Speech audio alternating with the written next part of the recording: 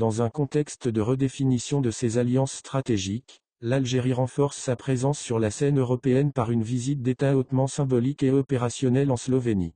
Le président Abdelmadjid Tebboune est arrivé à Ljubljana, capitale slovène, à l'invitation de la présidente Nataša Pirc-Musar, pour une séquence diplomatique à fort contenu politique, économique et géopolitique.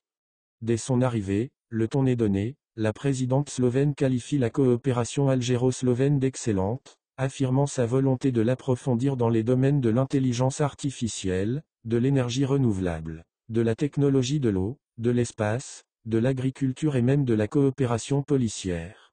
Sur son compte officiel X, elle parle d'un partenariat durable et mutuellement bénéfique, ancré dans une vision de long terme.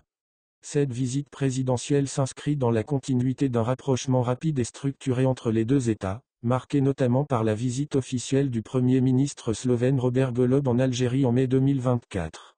Ce déplacement avait abouti à la signature de nombreux accords, notamment l'exemption réciproque de visa pour les passeports diplomatiques, des mémorandums dans l'énergie, l'environnement, l'enseignement supérieur, l'intelligence artificielle, et surtout l'annonce de la création d'une commission mixte bilatérale.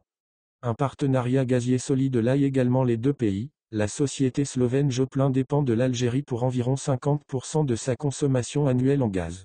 À travers le gazoduc transméditerranéen passant par l'Italie, Sonatrach a convenu avec Joplin d'augmenter les volumes, preuve de la confiance croissante entre Alger et Ljubljana. Mais au-delà de l'énergie, la dimension multilatérale n'est pas en reste. Les deux pays convergent sur plusieurs positions internationales, soutien commun à la cause palestinienne, reconnaissance du droit à l'autodétermination des peuples, notamment en Palestine et au Sahara occidental. Une ligne diplomatique qui inscrit l'Algérie dans une Europe de l'Est plus réceptive aux causes du Sud. Les liens académiques et scientifiques se densifient également. En janvier et février 2025, des accords ont été signés entre les ministères de l'enseignement supérieur des deux pays, incluant la recherche scientifique et la coopération dans le domaine spatial. L'Agence spatiale algérienne, ASAL, et le Bureau spatial slovène ont tenu des sessions conjointes à Alger pour préparer des collaborations technologiques.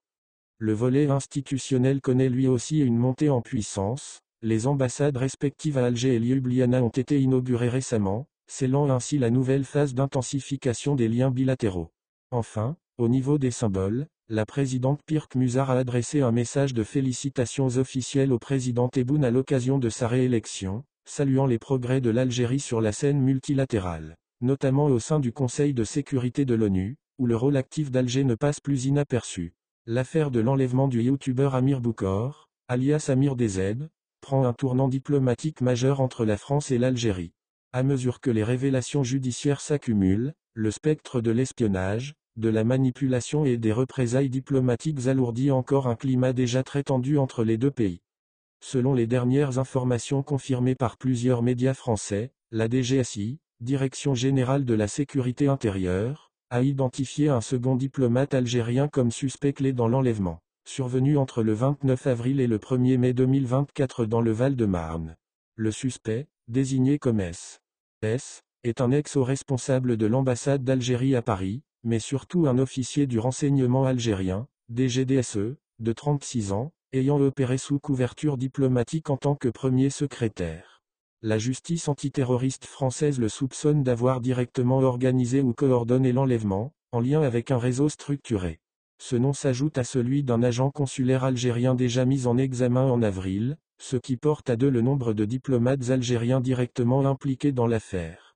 Cette situation crée un précédent grave dans l'histoire diplomatique franco-algérienne contemporaine.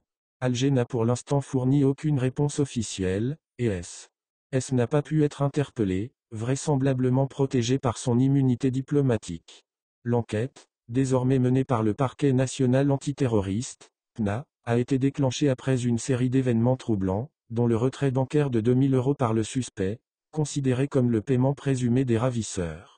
D'autres éléments accablants incluent des communications téléphoniques suspectes entre les suspects et des mouvements repérés autour du domicile d'Amir DZ. Amir Boukor, 41 ans, est une figure très controversée et influente sur Tito, suivi par plus d'1 million d'abonnés. Exilé en France depuis 2016, il bénéficie de l'asile politique depuis 2023 après le refus français d'extrader vers l'Algérie, où il fait l'objet de 9 mandats d'arrêt pour infractions présumées liées au terrorisme. L'affaire ne s'arrête pas là. En parallèle, une autre révélation a aggravé les tensions. Un fonctionnaire français du ministère de l'économie a été mis en examen en décembre dernier, soupçonné d'avoir transmis des données confidentielles sur des influenceurs algériens réfugiés en France, dont Amir DZ. L'enquête a mis au jour une complicité présumée avec une assistante sociale de l'OFII, également mise en examen. Cette nouvelle affaire d'espionnage a poussé les autorités algériennes à annoncer de nouvelles expulsions de fonctionnaires français, le 12 mai, accentuant l'escalade dans la guerre silencieuse que se livrent Alger et Paris. Depuis plusieurs mois, la diplomatie bilatérale est embourbée entre expulsions réciproques, blocages consulaires et accusations d'ingérence. L'Algérie accueille les assemblées annuelles de la BID, un sommet stratégique pour le Sud global. Du 19 au 22 mai 2025, Alger deviendra le centre névralgique de la coopération économique Sud-Sud, en accueillant les assemblées annuelles de la Banque islamique de développement, BID. Placé sous le haut patronage du président Abdelmadjid Tebboune, cet événement d'envergure réunira plus de 2000 participants, une centaine d'intervenants et une quarantaine de sessions au prestigieux Centre international de conférences, CIC. Diversification économique et solidarité au cœur de l'agenda. Placé sous le thème évocateur diversification économique, un enrichissement de la vie, ces assemblées illustrent l'ambition de l'Algérie de contribuer activement à une croissance résiliente et inclusive.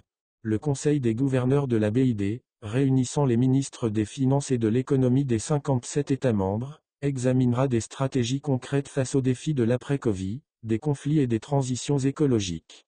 La vision algérienne repose sur la solidarité, la souveraineté économique et le partage des savoirs, en parfaite cohérence avec les objectifs de développement durable, ODD, des Nations Unies. En ce sens, l'événement constitue une opportunité majeure pour redéfinir les priorités économiques du monde musulman et des pays en développement. Innovation, entrepreneuriat et B2B, une plateforme d'échange dynamique.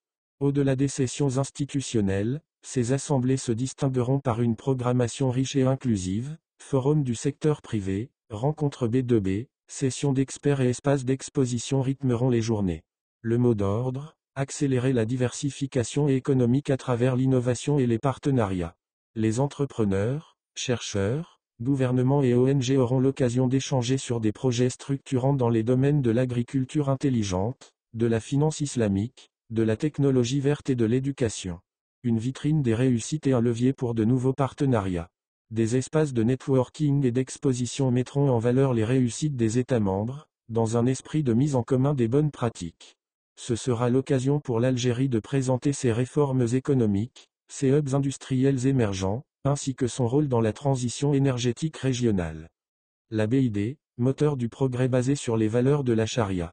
Fondée en 1975, la Banque islamique de développement est une institution multilatérale unique, guidée par les principes de la charia. Elle agit comme catalyseur de croissance dans les pays membres, à travers le financement de projets d'infrastructure, d'innovation, d'éducation et de développement humain. Son action repose sur des mécanismes financiers éthiques, favorisant l'égalité, la justice et la durabilité. L'Algérie, leader du Sud et hôte stratégique. En accueillant cette rencontre internationale, l'Algérie confirme son statut de hub régional, acteur pivot de la coopération Sud-Sud, et défenseur d'une prospérité équitable. C'est également un signal fort envoyé aux organisations multilatérales et aux marchés émergents, montrant qu'Alger est plus que jamais une capitale diplomatique et économique africaine.